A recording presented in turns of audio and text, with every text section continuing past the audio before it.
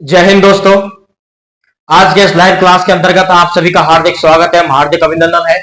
I hope आप सभी स्वस्थ हैं, मस्त होंगे। तो दोस्तों, अधिगम की श्रृंखला के अंतर्गत हमने पिछली वीडियो के अंतर्गत अधिगम के बारे में विस्तृत चर्चाएं की, जिसके बारे अंतर्गत अधिगम के अर्थ, परिभाषा, अधिगम के सोपान, और जस्ट पिछली वीडियो में हमने चर्चा की थी अधिगम के एक बहुत बेहतरीन सिद्धांत, उद्दीपक अनुग्रह सिद्धांत या स्टिमुलस रेस्पॉन्स थ्योरी, जो कि थॉर्नडाइक महोदय ने दी थी। उन्होंने बिल्ली पर प्रयोग किया था, किस प्रकार बिल्ली क्रियात्मक थी और किस प्रकार बिल्ली ने लर्निंग की। इसके बारे में आप जस्ट पिछली वीडियो को देखकर और तदुपरांत सिद्धांत के ऊपर आइएगा। तो दोस्तों, आज जिस सिद्धांत की बात करने जा रहे हैं, जिसकी चर्चा करने जा रहे हैं, उस सिद्धांत का नाम है अनुकूलित अनुक्रिया सिद्धांत। तो दोस्तों, अधिगम के अंतर्गत यह महत्वपूर्ण सिद्धांत इवान पेट्रोविच पावलोव महोदय ने दिया था। तो दोस्तों, अनुकूलित अनुक्रिया सिद्धांत की हम चर्चा करें उससे पहले हम जानते हैं कि पावलोव महोदय ने ऐसा क्या किया जो सिद्धांत को अधिगम के अंतर्गत शामिल किया गया। तो दोस्तों, हम कल्पना करते हैं या फिर एक ये पावलोव महोदय ने कुत्ता लिया।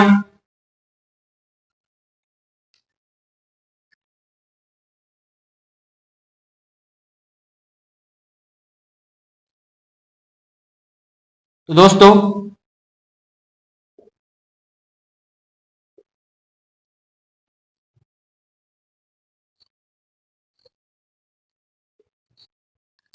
ये हम कल्पना करते हैं कुत्ता है। इसको साथियों पावलोव महोदय ने एक रूम के अंतर्गत या फिर हम कहें कि एक मकान के अंतर्गत रखा। इस कुत्ते को उन्होंने रस्सियों के माध्यम से बांध दिया था कि ये कोई भी अनुक्रिया नहीं करे, भागा दौड़ नहीं करे, मतलब क्रियात्मक नहीं रहे। इसके साथ ही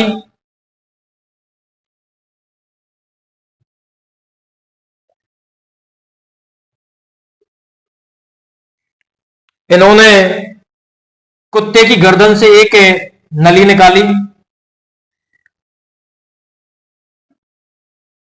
मतलब जो जिससे लार निकलती है नली, वो उस नली को संक्रिया के माध्यम से छेद करके और नली के माध्यम से उसके अंदर लार स्त्रावित हो, इस प्रकार नली में इकट्ठी होती है। और यहां पे उन्होंने एक बीकर रखा या जलपात्र रखा, और ये नली के माध्यम से जब भी कुत्ता लार निकाले तो ये भर जाता था बीकर। तो दोस्तों, इसके अंतर्गत क्या किया है पावलोव महोदय ने, कुत्ते को बांधा और इसको, मतलब ये भूखा था, तो इसको उन्होंने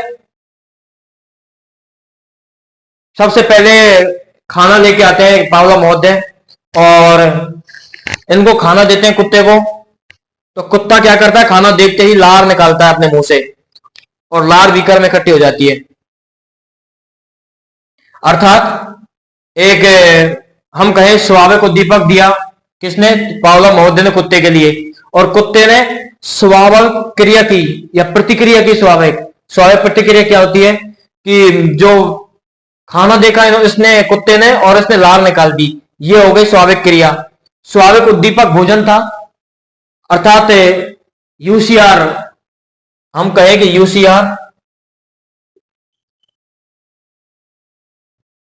यूसीआर के रूप में उन्होंने भोजन दिया।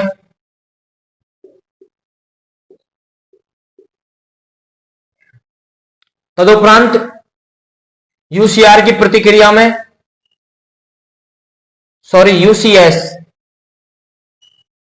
यूसीएस की प्रतिक्रिया में कुत्ते ने प्रतिक्रियाएं की, अर्थात अनकंडीशनल रेस्पॉन्स, या फिर हम कहें अनकंडीशनल रेस्पॉन्स लार के रूप में दिया।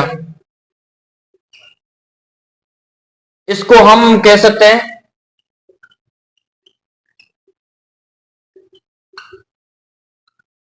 अनकंडीशनल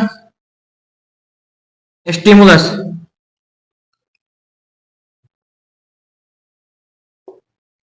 और इसे हम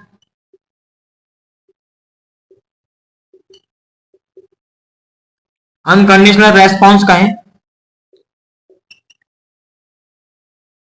तो दोस्तों, कुत्ते को पावलोव महोदय ने भोजन दिया, तो कुत्ते ने क्या किया, लार निकाली, प्रतिक्रिया की कुत्ते ने। तदुपरांत पावलोव महोदय का क्या करते हैं, भोजन से पहले अंदर कुत्ते को भोजन देने से पहले उन्होंने एक मकान में जो उन्होंने एक घंटी रखी थी, घंटी बजाई। घंटी अर्थात सीआर दिया, सॉरी सीएस। सीएस का मतलब कंडीशंस स्टिमुलस, अर्थात अस्वाभाविक उद्दीपक दिया घंटी के रूप में। तो पहले घंटी बजाई, तदुपरांत भोजन दिया इन्होंने।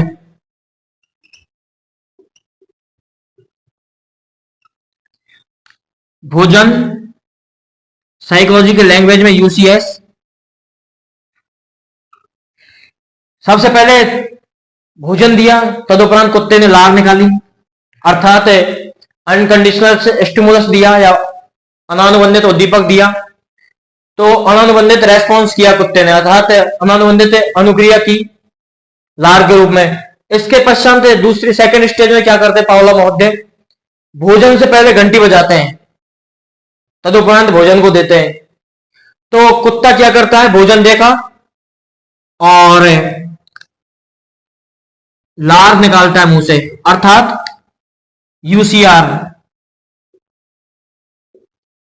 अब सेकंड स्टेज में क्या होता है, घंटी बजाई, भोजन दिया, तो कुत्ते ने लार निकाली, अर्थात स्वाभाविक उद्दीपक या मूल स्वाभाविक अनुक्रिया या मूल अनुक्रिया की कुत्ते ने। तो क्योंकि उसको तो सिर्फ अनुबंधन भोजन से ही था, अर्थात भोजन का उसे पता चला, तो उसने यूसीआर निकाल दी, अर्थात अनकंडीशनल रेस्पॉन्स निकाल दी या अनानुबंधित प्रतिक्रिया कर दी उन्होंने, कुत्ते ने।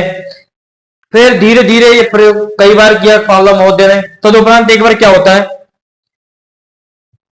कुत्ता उसके अंतर्गत बंद है रूम के, और सिर्फ सीएस दिया उन्होंने, किसने, पावलोव महोदय ने। सीएस अर्थात घंटी बजाई। तो दोस्तों होता क्या है कि जैसे घंटी बजाई पावलोव महोदय ने, तदुपरांत उसको कुत्ते को उससे अनुबंध हो गया, किससे, घंटी से। पहले तो क्या करते हैं पावलोव महोदय की, भोजन दिया, तदुपरांत लार आई। सेकंड स्टेज में क्या करते हैं पावलोव महोदय की, भोजन से तुरंत थोड़े से पहले घंटी बजाई, तदुपरांत भोजन दिया, तदुपरांत कुत्ते की लार आ गई। ये मूल उद्दीपक ही है, अभी तक मूल अनुक्रिया की कर रहा है कुत्ता। तदुपरांत नेक्स्ट स्टेज में क्या होता है कि कुत्ते को सीएस दिया गया, अर्थात सिर्फ और सिर्फ घंटी बजाई गई। तो घंटी बजाते ही उसका जो अनुबंधन हो रखा था भोजन से, उसको कुत्ते को एहसास हुआ कि शायद खाना आ रहा है मेरा, तुरंत उसने सीआर दे दिया, लार दे दी, जिसे कंडीशनल रेस्पॉन्स कहते हैं, लार के रूप में दे दी। अर्थात इस कुत्ते को भोजन दिखाई दिया, सबसे पहले तो घंटी बजा दी, शुरुआत में क्या हुआ, फर्स्ट स्टेज में भोजन दिया कुत्ते को, तो लार निकाल रहा है। तदुपरांत पहले घंटी दी, फिर भोजन दिया, और फिर तुरंत कुत्ते ने लार निकाल दी। यह प्रतिक्रिया कई बार हुई। तदुपरांत कुत्ते को घंटी से अनुबंधन हो गया, अर्थात जब घंटी बजी तुरंत कुत्ता लार निकाल देता है और लार बीकर के अंतर्गत आके इकट्ठी हो जाती है। फिर अगले दिन फिर घंटी बजाते हैं पावलोव महोदय, तदुपरांत लार आती है और फिर भोजन देते हैं, अर्थात कुत्ते को धीरे धीरे जो अनुबंधन भोजन से हो रखा था वो घंटी के साथ होने लग गया। जिस प्रकार हम करते हैं ना, जैसे कि हमारे रूम के अंतर्गत स्विच होती है, बहुत सारी स्विच होती है, जैसे कि हम मानते हैं ये स्विच है,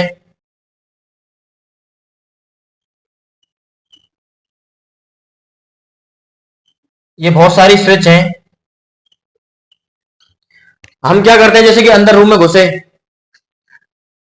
अंदर रूम में घुसते ही पहले तो काफी बार हमें इनको बार बार दबा के देखना पड़ता है, पंखे की कौन सी है, लाइट की कौन सी है, पानी की कौन सी है, मगर मोटर की, पानी की मोटर की कौन सी है, ऐसे हमें देखना पड़ता है हमें। तदुपरांत होता क्या है कि इनसे अनुबंधन हो जाता है हमें, और हम आते हैं रूम के अंदर, हमारी आंखें भी बंद कर देंगे ना, तो हम चेक करके, और जैसे हमें लाइट जलानी है तो लाइट की बटन बटन दबा देंगे, या फिर पानी की दबानी है तो पानी का दबा देंगे, पंखे की दबानी है तो पंखे दबा देंगे। अर्थात इससे अनुबंधन हो जाता है हमें, स्विचों से अनुबंधन हो जाता है, हमें पता चल जाता है कि इस जगह वो लाइट की होगी, इस जगह पंखे की होगी स्विच। इस प्रकार से हमें एहसास होने लग जाता है, अर्थात अनुबंधन हो जाता है हमें।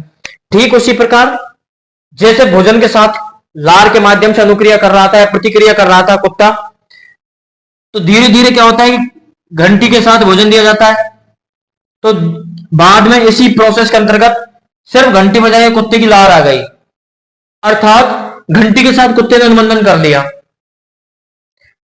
तो इसी को ही हम अनुकूलित अनुक्रिया सिद्धांत, या फिर हम कहें शास्त्रीय अनुबंधन सिद्धांत या संबंध सिद्धांत, अर्थात इस कुत्ते का घंटी के साथ लार आने का संबंध हो गया। तो दोस्तों, यह कुत्ता निष्क्रिय था, इसने किसी भी प्रकार की उछल कूद नहीं की, और हम कहें कि यह सिद्धांत भावात्मक रूप से संबंधित है, अर्थात इसके अंतर्गत सिर्फ भाव आ रहे हैं, अर्थात लार के रूप में लार निकल रही है और हमें एहसास हो रहा है, कुत्ते को अनुबंधन हो जाता है। ठीक है, हम नेक्स्ट कोई नॉर्मल उदाहरण के साथ हम देखते हैं। एक टीचर होता है, वो अपनी क्लास में जाता है। टीचर थोड़ा इस प्रकार की प्रवृत्ति का होता है कि उसे बच्चों के साथ वो, यदि बच्चे कुछ उत्पाद मचाते हैं या फिर कुछ गलतियां करते हैं तो डंडे से पिटाई कर देता है। होता क्या है साथियों, जैसे कि हम स्विचों की बात कर रहे थे, ठीक उसी प्रकार ये एक टीचर है और हाथ में इसके एक डंडा है। ये साथियों क्लास में जाता है। क्लास में जाते ही सबसे पहले तो ये डंडे के साथ में पहले तो ये स्वयं ही जाता है, तो बच्चे उससे डरने लग जाते हैं कि अब टीचर आ गया, इस प्रकार का टीचर है कि हमें पिटाई करेगा या फिर हमें कोई भी गलती होने पर हमें डांटेगा। तो कुत्ते जैसे ही टीचर आया और बच्चे डरने लग जाते हैं।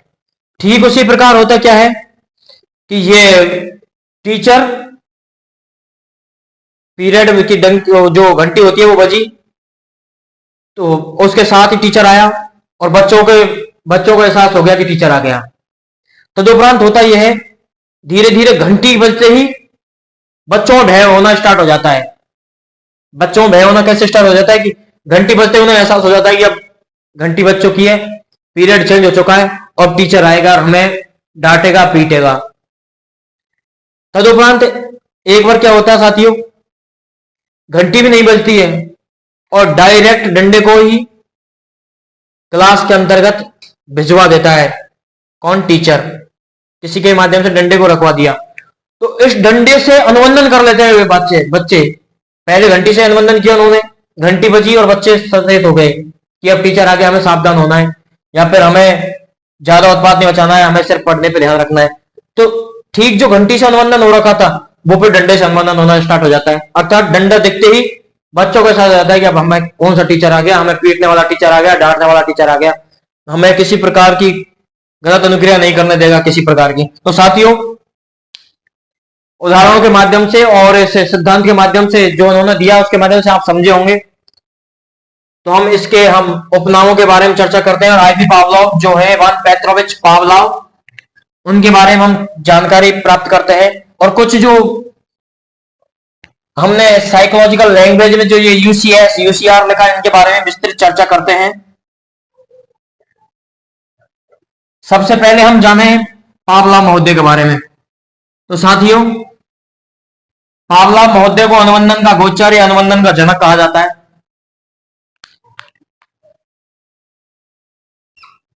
इन्हें अनुबंधन का जनक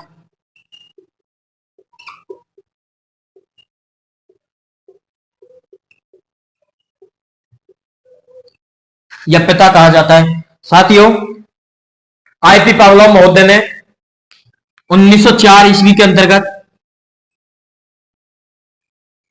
पाचन क्रिया के ऊपर शोध की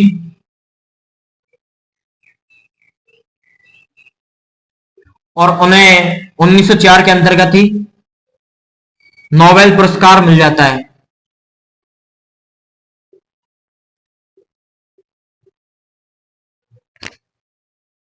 ये जाना हमने कि पावलोव महोदय कौन थे, अनुबंधन के जनक, जिन्होंने 1904 के अंतर्गत पाचन क्रिया पर खोज किया, फिर अपना शोध की, तदुपरांत उन्हें नोबेल पुरस्कार मिल जाता है।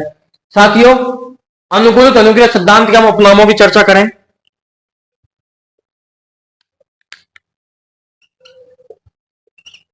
उपनाम, सबसे पहला नाम तो हमने जान लिया कि अनुकूलित अनुक्रिया सिद्धांत, या हम कहें सीआर थ्योरी। एक अन्य उपनाम जिसका हमने चर्चा की अभी, संबंध या फिर संबंध प्रतिक्रिया सिद्धांत।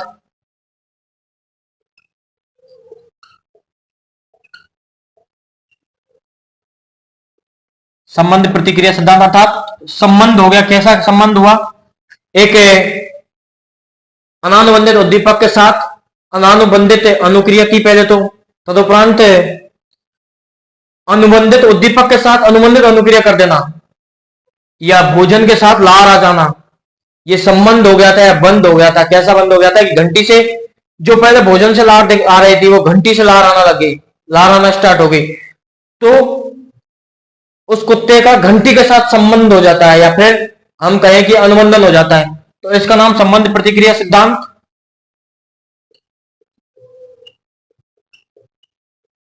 अन्य नाम जाने हम शास्त्रीय अनुबंधन सिद्धांत।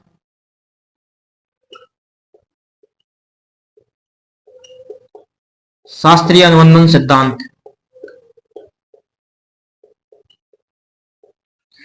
जिसे ही प्राचीन या परंपरागत अनुक्रिया या अनुबंधन सिद्धांत कहते हैं।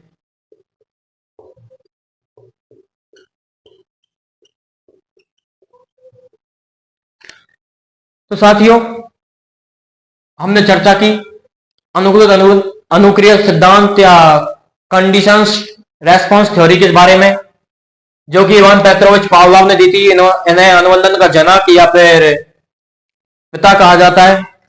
इन्होंने 1904 के अंतर्गत पाचन क्रिया पर शोध की अपनी, जिसके फलस्वरूप इन्हें नोबेल पुरस्कार मिला। तदुपरांत साथियों, हमने अनुकूलित अनुक्रिया सिद्धांत के बारे में विस्तृत चर्चा की कि इन्होंने किस प्रकार से एक कुत्ते के ऊपर प्रयोग किया, यूसीएस दिया, साथ ही सीएस दिया, फिर यूसीआर आई, तदुपरांत सीएस के साथ ही सीआर आने लग गई, अर्थात घंटी के साथ अनुबंधन होकर और लार आने लग गई। इस प्रकार का इनका अनुबंधन का सिद्धांत था, जिसके हमने उपनाम भी जाने। सबसे पहला उपनाम हमने अनुकूलित अनुक्रिया सिद्धांत के बारे में जाना, इसे ही हम सीआर थ्योरी के माध्यम नाम से भी जानते हैं। संबंध उस घंटी के साथ होने लगा कुत्ता का, तो हमें एक अन्य नाम संबंध प्रतिक्रिया सिद्धांत और शास्त्रीय अनुबंधन सिद्धांत नाम आया सामने। इसे ही प्राचीन या परंपरागत अनुक्रिया सिद्धांत भी कहते हैं। इसका एक अन्य नाम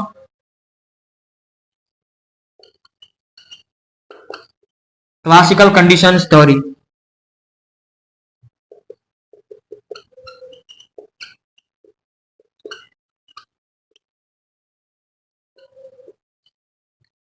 क्लासिकल कंडीशंस थ्योरी भी कहते हैं।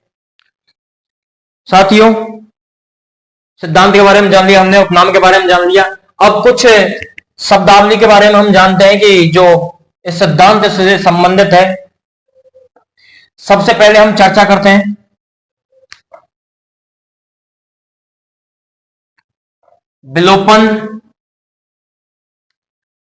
विलोपन की।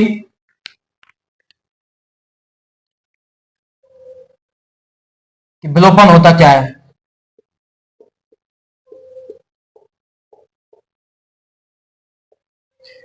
दोस्तों, अनुबंध स्थापित हो जाने के बाद में यदि बार बार मात्र अनानुबंधित या फिर अनुबंधित उद्दीपक या कि घंटी दे दिया, घंटी की प्रस्तुति किए जाने पर अंततः जो अनुबंधित अनुक्रिया थी वो बंद हो जाती है। सीधे शब्दों में हम कहें कि यूसीएस के साथ ही यूसीआर आने लगी। अब होता क्या है कि यूसीएस के साथ ही सबसे पहले सीएस दिया, सीएस के साथ यूसीएस,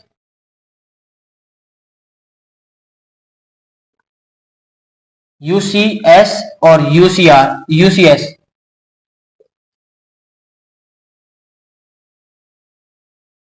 अर्थात सबसे पहले हमने भोजन दिया कुत्ते को या पावला महोदय ने भोजन दिया तो लार आने लग गई, अर्थात अनकंडीशंस रेस्पॉन्स आने लगी। अनानुबंधित उद्दीपक या अनानुबंधित प्रतिक्रिया या फिर मूल प्रतिक्रिया होने लगी, अर्थात लार आने लगी। साथियों, घंटी के साथ भोजन देने लगे तदुपरांत फिर भी यूसीआर आने लगी, अर्थात लार आने लगी, जो मूल अनुक्रिया है या मूल प्रतिक्रिया है।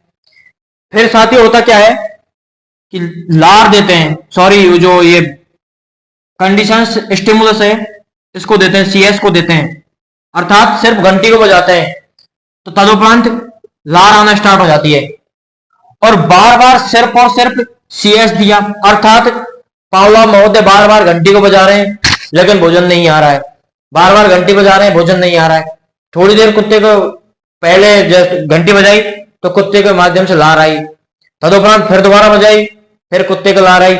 ये प्रतिक्रिया या फिर ये क्रिया कई बार चलती रही, अर्थात तदुपरांत बाद में जाकर एक कंडीशन ऐसी आती है कि घंटी बजती है, सीएस दिया जाता है लेकिन सीआर नहीं आती है या लार नहीं आती है। इसे ही विलोपन कहते हैं साइकोलॉजिकल लैंग्वेज में। अर्थात अनानुबंधित उद्दीपक बार बार प्रस्तुत करने के बाद में अनानुबंधित अनुक्रिया होने के तदुपरांत अनुबंधित उद्दीपक हम बार बार प्रेषित कर रहे हैं और कुत्ता अनुबंधित प्रतिक्रिया करता है। अब बार बार ऐसा करते हैं कि हम जब अनुबंधित जो क्रिया है या फिर हम कहें कि अनुबंधित जो उद्दीपक है उसे घंटी के रूप में उसे हम बार बार दे रहे हैं, लेकिन फिर एक कंडीशन आती है कि कुत्ता लार नहीं निकालता या सीआर जो कि अनुकूलित अनुक्रिया थी उसको नहीं करता है कुत्ता, अर्थात जो अधिगम हुआ था उसे कुत्ते को अनुबंधन हुआ था वो विलोपन हो जाता है, फिर उसका विलीनीकरण हो जाता है। तदुपरांत साथियों नेक्स्ट पॉइंट की चर्चा करें, शब्द की चर्चा करें हम। इसके अंतर्गत उद्दीपक सामान्यीकरण की बात करते हैं हम।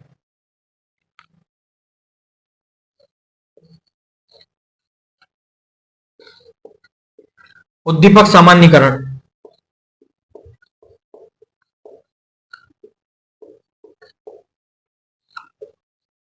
इसके अंतर्गत साथी क्या होता है कि एक बालक जैसे कि गुलाब के फूल में हाथ डालकर गुलाब का फूल तोड़ना चाहता है, गुलाब के पेड़ में से गुलाब का फूल तोड़ना चाहता है, उसे कांटा लगा। लाल गुलाब का पौधा, लाल गुलाब का जो पेड़ था वो लाल पेड़ के अंतर्गत कुछ बच्चे ने हाथ दिया तो उसे कांटा लगा, फिर उसको डर महसूस हुआ। तदुपरांत ऐसी क्रिया, इस सामान्य क्रिया, किसी भी लाल वस्तु को देखते ही बच्चा डरने लग जाए, अर्थात उसे लाल वस्तु से अनुबंधन हो जाए, उसे उद्दीपक सामान्यीकरण की भाषा में कहेंगे हम। इसके अंतर्गत साथियों बालक है मिलती जुलती परिस्थितियों के प्रति वैसा ही व्यवहार करता है जैसा वह पूर्व अनुभव में कर चुका है, अर्थात उसने गुलाब के पेड़ के अंतर्गत हाथ डाला तो गुलाब के पेड़ से कांटा चुभा तो उसे प्रत्येक लाल वस्तु से डर होना स्टार्ट हो गया, अर्थात उसे लाल रंग से अनुबंधन हो गया या उद्दीपक सामान्यीकरण हो गया उसके सामने कि लाल जो भी वस्तु दिखेगी उससे डर ही महसूस होगा बच्चे को। तदुपरांत हम बात करें पावला महोदय की, तो पावला महोदय ने सिद्धांत का कहां उपयोग किया था उसकी चर्चा करें हम। तो साथियों यूसीआर हमें कुत्ते को दे रहे थे, यूसीएस सबसे पहले हमने दिया, कुत्ता यूसीआर कर रहा है या फिर अनकंडीशंस रेस्पॉन्स कर रहा है। तदुपरांत हमने सीएस के साथ यूसीआर दिया, यूसीएस दिया सॉरी, तो कुत्ते ने फिर यूसीआर निकाली, ये लार निकाली। तदुपरांत CS के रूप में घंटी बजाई हमने, और घंटी बजते ही लार आ गई कुत्ते के। अब ऐसी कंडीशन होती है साथियों कि जिस प्रकार से घंटी बजाई, उसी प्रकार से जैसे जहां पे कुत्ता बंधा हुआ था या फिर कुत्ते को बांध रखा था, उसके सामने से ही एक हॉर्न की आवाज आती है, कोई गाड़ी की हॉर्न है उसकी आवाज आती है, अर्थात CS के रूप में उसे हॉर्न की आवाज आई। तो कुत्ता क्या करता है कि जिस प्रकार से अनुक्रिया वो घंटी को देख के कर रहा था, कुत्ता जैसे घंटी को देख के कुत्ता कर रहा था, लार निकाल रहा था, ठीक हॉर्न के सुनते ही कुत्ता CR निकाल देता है, अर्थात कंडीशंस रेस्पॉन्स कर देता है या फिर अनुबंधित अनुक्रिया कर देता है कुत्ता। यही उद्दीपक सामान्यीकरण है साथियों। अब हम बात करें उद्दीपक विभेदीकरण की, तो इसके अंतर्गत साथियों विभेदीकरण में होता क्या है कि बालक विभेद करना सीख जाता है। जैसे कि इसके अंतर्गत कुत्ते को बार बार में पहले घंटी दे रहे थे, लार आ रही थी, सेम कंडीशन हुई कि हॉर्न बजाया, लार आना स्टार्ट होगी, फिर दोबारा मतलब भोजन उसे दिया नहीं गया क्योंकि हॉर्न बजी थी तो भोजन नहीं दिया गया। तदुपरांत फिर CS बजती है, कोई दोबारा हॉर्न बजती है, लेकिन एक बार ऐसे टाइम आता है कि वो कुत्ता हॉर्न बजने पर अनुबंधन नहीं करता है, अर्थात लार नहीं निकालता है, प्रतिक्रिया नहीं करता है, जो अनुबंधित प्रतिक्रिया थी वो नहीं करता है, अर्थात लार नहीं निकालता कुत्ता। ये उद्दीपक विभेदीकरण कहलाता है, अर्थात उसे विभेद करना आ गया।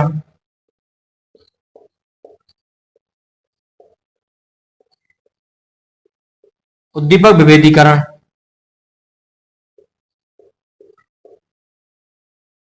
आई होप आप उद्दीपक विभेदीकरण के बारे में जाने होंगे। तदुपरांत हम चर्चा करें कि CS और UCS का टाइमिंग क्या होनी चाहिए, मतलब बेहतरीन अनुबंधन के लिए CS और UCS की टाइमिंग क्या होनी चाहिए, अर्थात CS और UCS को कितनी देर बाद दिया जाना चाहिए। बेहतरीन टाइमिंग के लिए 5 सेकंड का समय देना चाहिए, अर्थात घंटी बजाई उसके 5 मिनट बाद तुरंत भोजन देना चाहिए, तदुपरांत कुत्ता अनुक्रिया करेगा। यदि 5 सेकंड से ज्यादा टाइम लगता है तो फिर धीरे धीरे अनुबंधन विलोपन की ओर चला जाता है। तो साथियों विलोपन समझा हमने, उद्दीपक सामान्यीकरण समझा, उद्दीपक विभेदीकरण समझा, समय चक्र के बारे में भी जाना हमने। अब चर्चा करते हैं हम अनुकूलित अनुग्रह सिद्धांत या फिर शास्त्रीय अनुबंधन सिद्धांत, क्लासिकल कंडीशन थ्योरी, संबंध प्रतिक्रिया का सिद्धांत, जिसे ही हम प्राचीन या फिर परंपरागत अनुबंधन सिद्धांत के बारे में हम जानते हैं। इसका शिक्षा में महत्व, यह इसके शैक्षिक महत्व के बारे में चर्चा कर रहे हैं हम। इसका शैक्षिक महत्व है,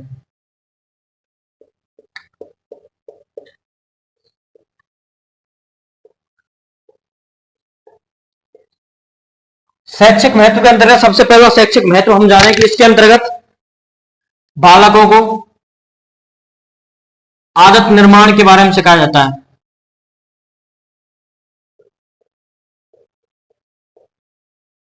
आदत निर्माण, जैसे कि बालक कोई गलत आदत पकड़ गया हो या फिर नशे वगैरह की कोई लत में लग गया हो, तो उसे आदत को हम छुड़वा सकते हैं सिर्फ अनुबंधन अनुग्रह सिद्धांत के अंतर्गत, अर्थात उसे किसी भय के माध्यम से सिखा सकते हैं कि इस प्रकार की आपको हरकत नहीं करनी है, जो यार नशा पता है इसको नहीं करना है, या फिर जो भी आदत है उसको हम सुधार भी सकते हैं, बिगाड़ भी सकते हैं इसके अंतर्गत अनुबंधन के माध्यम से ही। तदुपरांत हम दूसरा महत्व समझें इसके अंतर्गत साथियों, प्राणी तभी सीखता है जब वह सतर्क होता है, अर्थात कुत्ता सतर्क था, उसने घंटी की भी आवाज के साथ अनुबंधन किया, तो अनुबंधन करते हुए उसे अधिगम होने लग गया, अर्थात प्राणी तभी सीखता है, प्राणी तभी सीखता है जब वह सतर्क होता है, जब बालक क्या होता है, सतर्क होता है या फिर रेडी रहता है। इसके अंतर्गत हमने चर्चा एक बार जस्ट पिछली क्लास में हमने तत्परता के सिद्धांत के बारे में की थी, जो कि थॉर्नडाइक महोदय ने दिया था कि घोड़े को तालाब तक ले जा सकता है, मतलब घोड़े को हम खींच के तालाब तक तो ले जा सकते हैं, लेकिन उसे पानी पीने के लिए बाध्य नहीं कर सकते। ये तत्परता का नियम के अंतर्गत था। ठीक उसी प्रकार प्राणी तभी सीखता है जब वह सतर्क होता है, अर्थात जब तक वो सक्रिय सतर्क नहीं रहेगा तब तक हम उसको लर्निंग नहीं करवा सकते किसी माध्यम से। तदुपरांत साथियों, तीसरे शैक्षिक महत्व की बात करें हम, इसके अंतर्गत शिक्षण में जो श्रव्य दृश्य सामग्रियां होती हैं, जिसके अंतर्गत रेडियो, टीवी, और हम बात करें कंप्यूटर, टेलीस्कोप, ग्रामोफोन, लिंगवाफोन, गुरुवाणी की भी हम चर्चा करें, या फिर किसी प्रकार की जो श्रव्य दृश्य सामग्रियां होती हैं शिक्षण के अंतर्गत,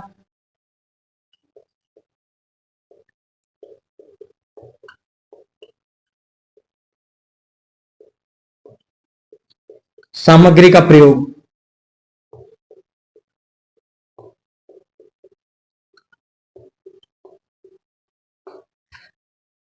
सबसे पहले हमने शैक्षिक महत्व जाना आदत निर्माण। तदुपरांत हमने दूसरा शैक्षिक महत्व जाना इसके अंतर्गत कि प्राणी तभी सीखता है जब वह सतर्क होता है, सक्रिय होता है। तदुपरांत हमने तीसरा शैक्षिक महत्व जाना कि शिक्षण में श्रव्य दृश्य सामग्रियों का उपयोग कर सकते हैं इसके अंतर्गत हम। तदुपरांत चौथा शैक्षिक महत्व जाने हम, इसके अंतर्गत साथियों यह सिद्धांत क्रिया की पुनरावृत्ति पर बल देता है, अर्थात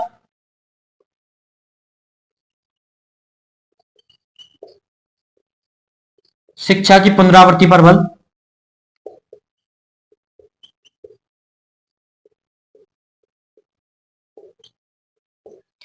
या फिर शिक्षण की पुनरावृत्ति का बल दिया जाता है, क्रिया की पुनरावृत्ति होती है इसके अंतर्गत, सॉरी,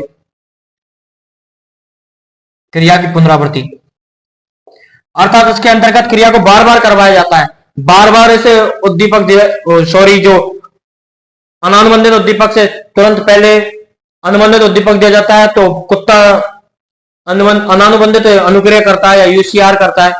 ठीक इसी प्रकार से बार बार ये पुनरावृत्ति की जाती है इसके अंतर्गत, और तभी जाकर अनुबंधन होता है कुत्ते को भी। इसी प्रकार बालक को भी बार बार क्रिया करवाएंगे तो पुनरावृत्ति होगी इसके अंतर्गत। इसके अलावा हम नेक्स्ट शैक्षिक महत्व की चर्चा करें तो साथियों, इसके अंतर्गत पुनरावृत्ति के आधार पर अनुबंध स्थापित करने पर बल देते हैं,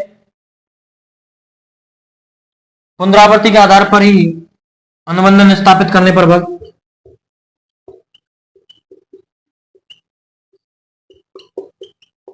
अनुबंधन स्थापित करने पर बल।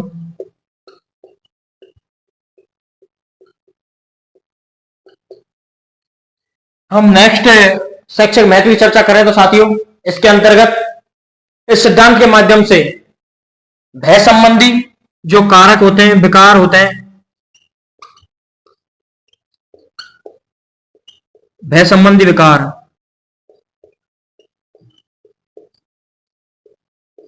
को दूर करने में सहायक।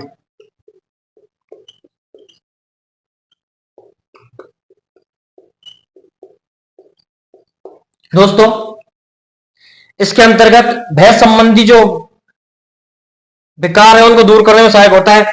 भय संबंधी जो अनुबंधन था उसके ऊपर वाटसन महोदय ने भी एक प्रयोग किया था। उन्होंने एक बालक को लिया और एक खरगोश को, सफेद खरगोश को लिया। तो दोस्तों, बालक सबसे पहले सफेद वस्तुओं से डरता था, अर्थात उसने खरगोश देखा और बालक खरगोश से ही डरने लग गया था। उससे अनुबंधन किसी और सफेद वस्तु से हो रखा था तो वो खरगोश से भी डरने लग गया। धीरे धीरे क्या होता है कि वाटसन महोदय, सॉरी वो वाटसन महोदय बार बार हम बालक के सामने खरगोश को लाते हैं। तदुपरांत धीरे धीरे अनुबंधन हो जाता है किसको, बालक को भी।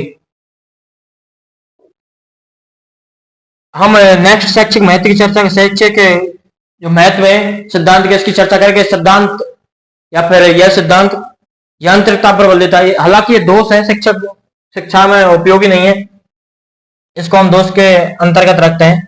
यांत्रिकता पर बल देता है।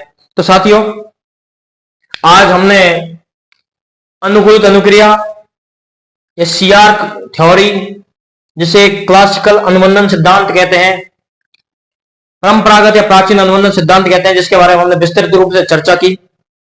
इसके अंतर्गत साथियों हमने शैक्षिक महत्व के बारे में सबसे लास्ट में जाना कि इसमें आदत निर्माण, प्राणी तभी सीखता जब वे सतर्क होता है, तदुपरांत शिक्षण में शब्द सामग्री का महत्व, क्रिया का पुनरावृत्ति पर बल या अनुबंधन स्थापित कर लेता है पुनरावृत्ति के माध्यम से, तदुपरांत लास्ट हमने जाना कि भय संबंधी विकारों को दूर करने में सहायक है। तो साथियों हमने आज के सिद्धांत के अंतर्गत पावलोव महोदय के द्वारा दिए हुए अनुबंधन सिद्धांत के बारे में विस्तृत चर्चा की, जिसके अंतर्गत हमने सबसे पहले सिद्धांत के बारे में जाना कि किस प्रकार सबसे पहले यूसीएस कुत्ते को दिया। यूसीएस के सबसे पहले हम शब्दावली के बारे में चर्चा कर लें तो इसका अर्थ हो जाता है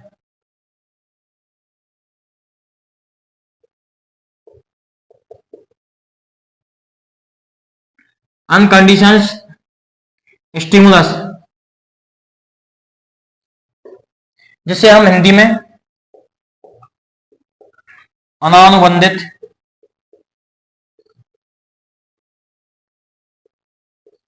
उद्दीपक कहते हैं। इसे ही हम मूल उद्दीपक कहते हैं।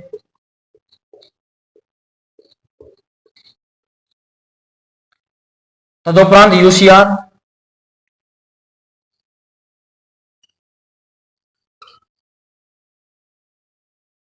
जिसे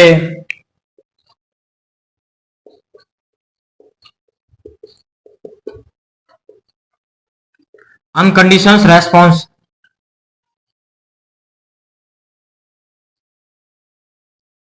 अनानुबंधित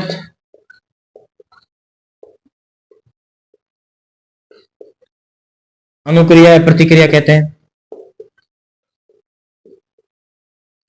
इसके साथ ही हमने चर्चा की थी सीएस की।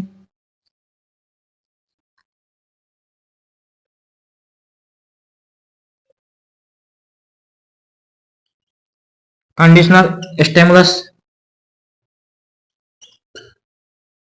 जिसे हम स्वाभाविक उद्दीपक भी कह सकते हैं, सॉरी अस्वाभाविक उद्दीपक, स्वाभाविक उद्दीपक ये सॉरी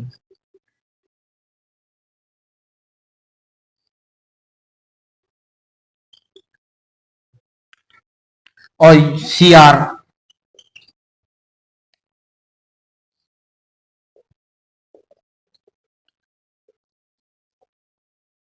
कंडीशंस रेस्पॉन्स,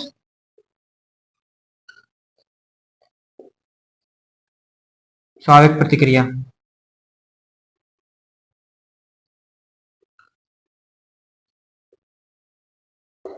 तो दोस्तों कुत्ते को सबसे पहले यूसीएस दिया, उसके बदले में कुत्ते ने यूसीआर की अर्थात लार निकाली। तदुपरांत सीएस के साथ ही यूसीएस दिया अर्थात घंटी के साथ भोजन दिया, तो कुत्ते ने फिर दोबारा यूसीआर निकाली। तदुपरांत सिर्फ भोजन न देकर और सीएस दिया तो कुत्ते ने क्या किया कि सीएस की अर्थात जो कंडीशन स्टिमुलस था उसके प्रति कंडीशंस रेस्पॉन्स निकाली, अर्थात जो अनुबंधित अनुक्रिया थी लार के रूप में वो कर दी। तो साथियों इसके बारे में हमने विस्तृत चर्चाएं की, सिद्धांत के बारे में, अनुकूलित अनुक्रिया सिद्धांत के बारे में, शास्त्रीय अनुबंधन सिद्धांत के बारे में, जो कि आईपी पावलोव महोदय ने दिया था। आई होप आपको ये थोड़ा हेल्पफुल लगे।